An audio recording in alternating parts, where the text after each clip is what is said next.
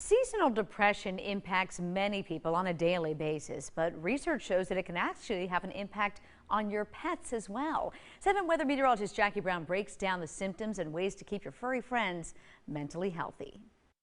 A change in seasons can bring a change of mood for your pets. We're here at Pet's Favorite Vet to talk to Dr. Caroline on how you can help your pets make it through. Seasonal depression does not only affect humans, but it impacts pets too. But what are the signs? We do see some animals that become less active, just want to lay around more in the winter.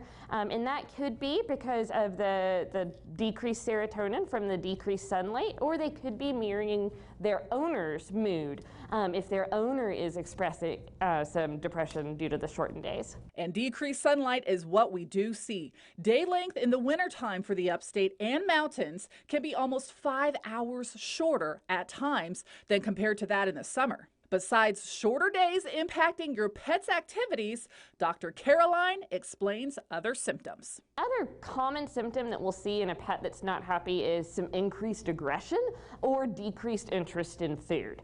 There are lots of other things that can cause these, such as pain, dental disease, so you definitely want to have your vet check it out and, see what's going on. So let's start small. What are some things at home that we can do to help? Just like in people, sunshine and fresh air are some of the best things for seasonal depression.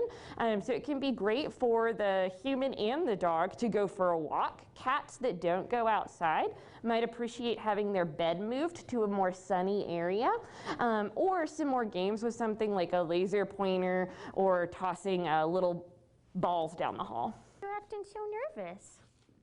And if at-home treatment isn't changing their mood and it's time to head to a professional, how do you help? We'll look again for those things we talked about, like arthritis, like dental disease, that may be causing them to be unhappy.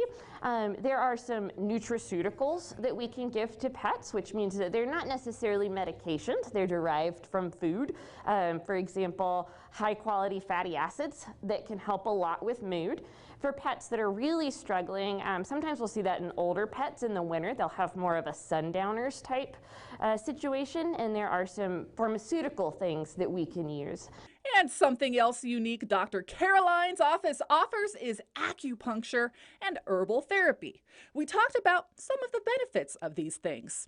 A lot of the treatments will decrease inflammation, help down-regulate pain that has gotten really strong, and can really work with appetite for animals who are having problems with things like their kidneys or cancer, and really just help them to live a better quality of life. And there you have it, tips on how to keep your pets happy during any season. I'm meteorologist Jackie Brown. Goose! Aww.